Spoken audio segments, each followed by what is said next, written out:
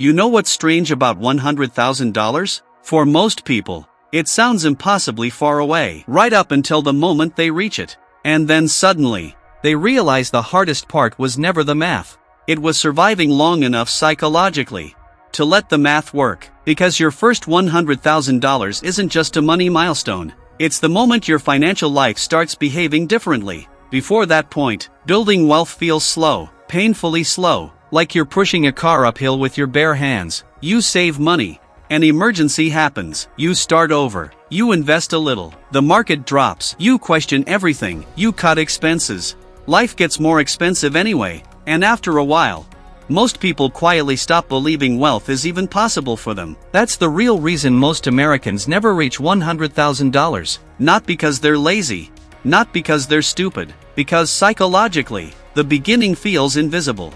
My name is Zach, and after years studying money psychology, wealth behavior, and why some people slowly become financially free while others stay stuck for decades, I noticed something fascinating. The people who eventually build serious wealth almost always become obsessed with their first $100,000. Because once you understand what happens after that milestone, you stop seeing money the same way forever. Charlie Munger once called the first $100,000 "it's nothing," which honestly might be the most accurate financial advice ever given.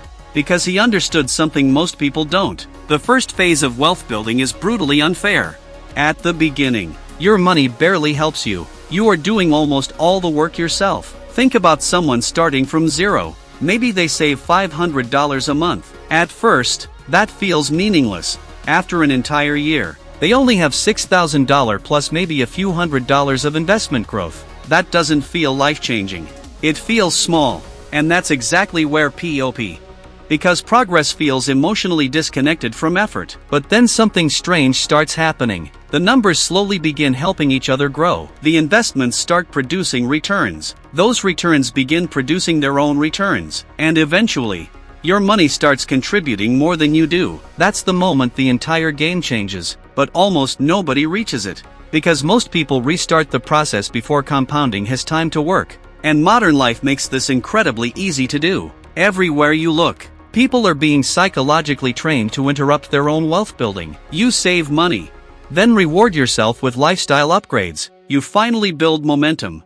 Then finance a newer car. You get disciplined. Then convince yourself you deserve expensive comfort after working hard. And individually, none of those decisions seem catastrophic. That's what makes this dangerous. Wealth rarely disappears through one huge mistake. It disappears through hundreds of normal decisions that quietly delay compounding. Now here's where this gets really interesting. Because building your first $100,000 has less to do with investing skill, and more to do with controlling fixed expenses. That's the part social media hates talking about. People love discussing stocks, crypto, side hustles, passive income, but the real wealth accelerators are often painfully boring. Housing, transportation, debt.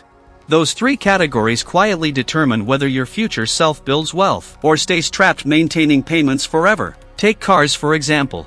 The average new car payment in America is now pushing $800 a month. Think about that for a second. That's nearly $10,000 a year, going towards something losing value every single day. Now imagine someone investing that same amount consistently instead. At historical market returns, that single decision alone can become hundreds of thousands of dollars over time. That's the hidden reality of wealth building. Small monthly decisions quietly control massive long-term outcomes, and the people who reach $100,000 fastest usually understand one thing early. Looking wealthy and becoming wealthy often require opposite behaviors. Because the beginning of wealth building looks boring from the outside. You drive older cars longer. You delay upgrades. You avoid inflating your lifestyle every time your income rises.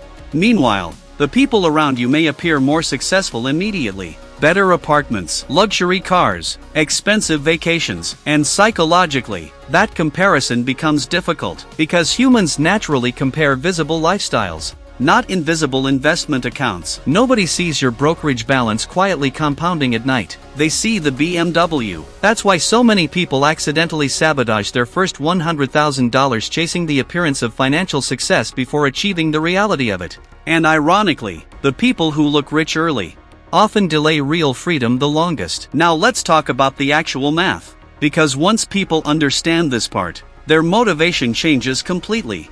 Let's say someone invests $1,000 a month consistently into simple index funds averaging around 8% annually. The first $100,000 takes roughly 6 to 7 years, which sounds painfully slow. But here's where compounding becomes almost unbelievable. The second $100,000 often arrives dramatically faster. Why? Because now the portfolio itself starts generating meaningful growth. At $100,000 invested, an 8% annual return produces around $8,000 per year automatically. That's nearly another monthly contribution happening without additional work. And this is the psychological shift most people never experience. At first, you feel like you're building wealth alone. Eventually, wealth starts helping build itself. That's why financially successful people become almost obsessive about reaching early milestones. Because after enough momentum, the system begins pulling with you instead of against you. But there's another reason the first $100,000 matters that nobody talks about enough. Confidence. Not fake confidence, real financial confidence, the kind that changes how people move through life. When you have zero savings, every problem feels threatening. Unexpected bill? Stress. Job instability? Panic. Economic slowdown? Fear. But once you build serious financial reserves, your relationship with uncertainty changes. You stop reacting emotionally to every financial inconvenience. You think more clearly, negotiate differently, take smarter risks, and perhaps most importantly, you stop making desperate financial decisions. That psychological shift alone changes entire futures. Because financially stressed people often optimize for short-term relief. Financially stable people optimize for long-term freedom. And those two mindsets create completely different outcomes over decades. Now here's the uncomfortable truth modern culture avoids discussing. Most people are not losing financially because they lack income potential. They're losing because their lifestyle expands as fast as their paycheck. That's why high-income earners still feel broke constantly. Every raise becomes new obligations, new subscriptions, bigger payments, more maintenance. Instead of building assets, they build expensive lifestyles requiring continuous high income just to survive. And once your life becomes too expensive to pause, you lose flexibility. That's the trap. Because wealth is not about income alone. It's about ownership of your future time, the ability to choose differently, the ability to survive without panic, the ability to stop making decisions from financial fear. That's what the first $100,000 truly starts buying. Not luxury, breathing room. And eventually, that breathing room compounds into freedom. Now obviously, $100,000 alone doesn't make someone rich. But psychologically, it changes the trajectory of almost everything after it. Because by the time someone reaches that milestone, they've usually already mastered the behaviors that create long-term wealth. Consistency, patience, delayed gratification, emotional control, the ability to ignore social pressure. And those behaviors matter far more than chasing quick money ever will. That's why so many people who get rich slowly stay rich, while people chasing shortcuts often restart financially over and over again. Because sustainable wealth building is less about intensity, and more about staying in the game long enough for compounding to become visible. And honestly, that's the hardest part. Modern life constantly tempts people to interrupt their own progress. Comparison, lifestyle pressure, consumer culture, social media. Everything pushes people toward looking successful now, instead of becoming financially secure later. But the people who quietly build wealth understand something incredibly important. Every unnecessary payment avoided today becomes future freedom tomorrow. Every dollar invested consistently is future stress reduced. Every delayed lifestyle upgrade quietly increases future optionality. And eventually, those invisible decisions create visible results. That's when life starts feeling different, not because you suddenly become extravagant, but because money stops controlling every decision emotionally. That's real wealth, and it starts much earlier than most people realize. So if you're currently building your first $100,000 and it feels painfully slow, good, that's normal. That frustration means you're still in the hardest phase, the invisible phase. The phase where discipline matters more than motivation. The phase almost everyone quits. But if you stay consistent long enough, eventually the math starts helping you. And once that happens, wealth building stops feeling impossible. It starts feeling inevitable. Because the real secret behind the first $100,000 isn't the money itself, it's the momentum it creates afterward.